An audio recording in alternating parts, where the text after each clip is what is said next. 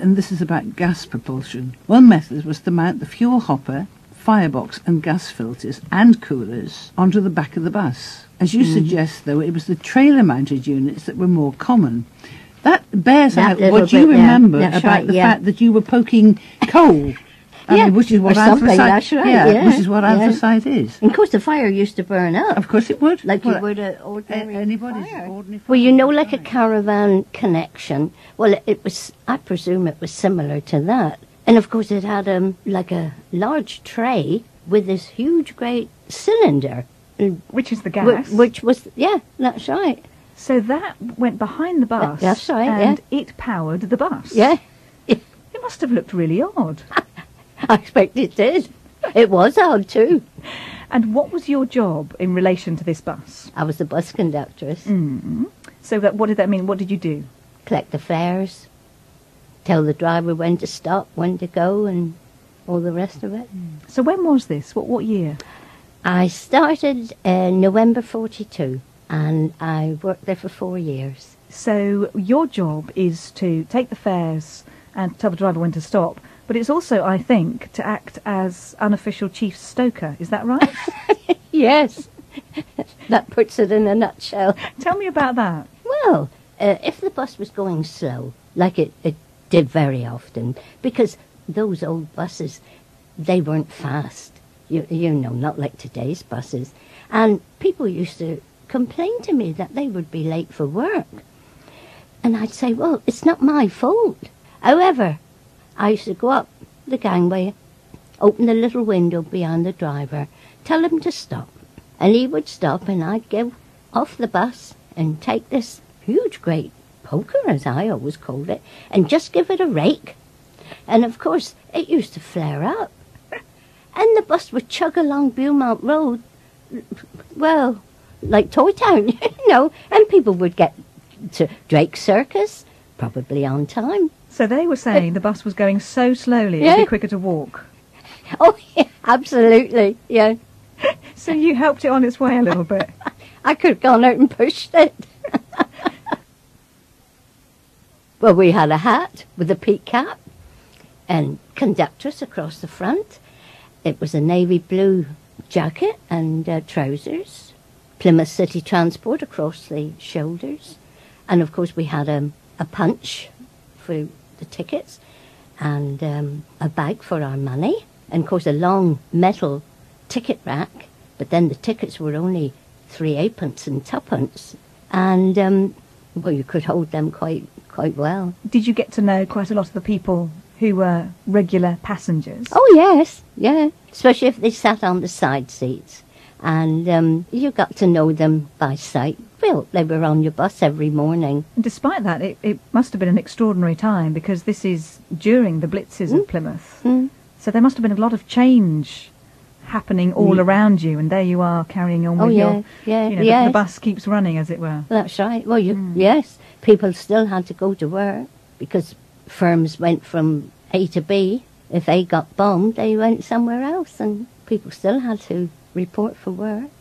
So were there ever any days after a particularly bad sort of night's bombing when the bus didn't run? I know we used to go through where Spooner's Corner was, and it was all flat, but the buses still went around what roads there were. I think it's impossible to imagine just what it was like if you haven't been there. You wouldn't be able to imagine it as Plymouth was and how it was after the Blitz. It was all flat, absolutely. We used to get a lot of American soldiers on the bus, and I think he asked for a 3/8 ticket. He gave me a shilling, and I gave him his change, and he held his hand out to me, and he said, "What do you call that?" And I said, "Well, that's your change." He said, "I don't want that." And he threw it. He was on the top deck of the bus, and he threw it all over the floor. And he said, "Now you pick it up." And I said, "Oh, no. I gave it to you in your hand. You pick it up. You threw it down." Whether he picked it up or not, I don't know. You weren't taking any of that? No way. No. Was it nice to have the Americans on board? Well, you could rob them if you wanted to, because they'd put their hand in their pocket and hand out all their silver, and they'd say, I want to go wherever. You could have taken anything. Not that I did, but I used to take whatever and give them the change and put their money back in their pocket again, you know. They were very nice boys, you know, very mannerly. But the dockyardies were the biggest rogues. Were they? Tell me about the dockyardies. They used to put silver paper over pennies. And of course, you see, you only had a little tiny light on your strap. And they would do it so fine and press it so hard that you think it was a half a crown. And you'd give them change of a half a crown. And then when the end of your shift and you went back to Marlhouse and you made up your way bill and counted your money, you come across about 2 or 3 pennies that were all covered up with silver paper. That was the Plymouth dockyardies. Did you get into trouble? No, because you see, if we were short, which of course we were short, that was taken out of our wages on the Friday. So you, because of that, Yeah. they personally were actually that's right. robbing you, if you like. We were on the losing end. Did they know that? Oh yes, of course they did. But they still did it? Yeah. What happened to the Blitz spirit? I don't know, but they weren't all like that. I think you have some more American tales as well, don't you? They used to crowd onto the platform because, of course, the driver was up the front of the bus and we as conductresses were down the bottom. They used to crowd on that bus, 6, 7 of them. And, of course, you couldn't move.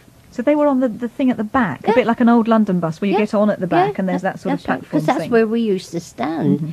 And you'd ask them very politely, would you mind going up through the bus or upstairs? And they wouldn't. They wanted to stay there. And in the end, I think myself, I pushed them upstairs or I pushed them inside, one or the other. But the children, they were very good. I think some of the naughtiest children I had on the bus came from Plymouth College.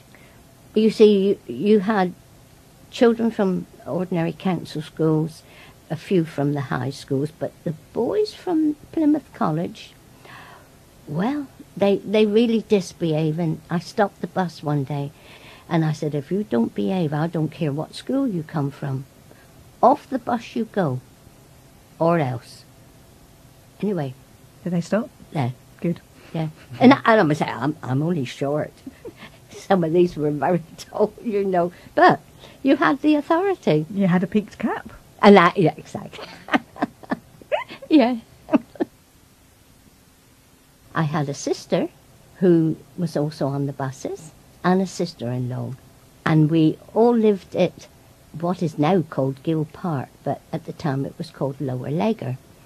Because my mum had just recently become a widow, Gwen, my sister-in-law, she went on one shift and I went on the other shift, so that my mum was never completely on her own. My sister, who lived at Federation Road, she was on the same shift as myself. And they were on the 3 and 4 route. That was from Prince Rock right out Union Street, Devonport Way. And I can remember they used to say it was the roughest route they could have ever been on. But my sister Mabel and I, we walked to Marlhouse from Efford Lane. We had to be there 5 o'clock mornings. And we would walk right up to Matley Plain. We'd see a policeman and he'd be trying all the doors on the shops to make sure they were locked. And he'd say good morning to us and ask us where we were going. And we were saying we were going to work and where did we work. And he put a torch on us and then he saw that we were going to Marlhouse, you see. And we walked right down Ford Park Road, right up through Central Park to Marlhouse that way. And we did that before we started work. Because, of course, that's where the bus station is still there, isn't it? Oh, yeah. But there's a lovely old building which says, I think it says Plymouth Tram Company, That's or right. something to do with the Yeah, trams on it. that's And right. that, I guess, is where it all, Yeah, where you were that's based. yeah. I remember the last tram that went up Tavistock Road.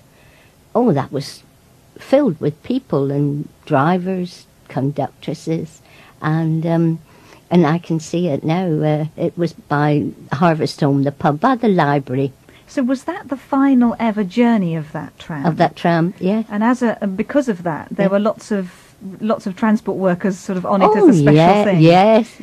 We were all out to sort of wave it goodbye. Really? So did lots of people turn out to do that? Yes. Were you sad to see the trams go? Not really. They were shaken. They were bone shakers, we called them, because you never sat still. But it got you there.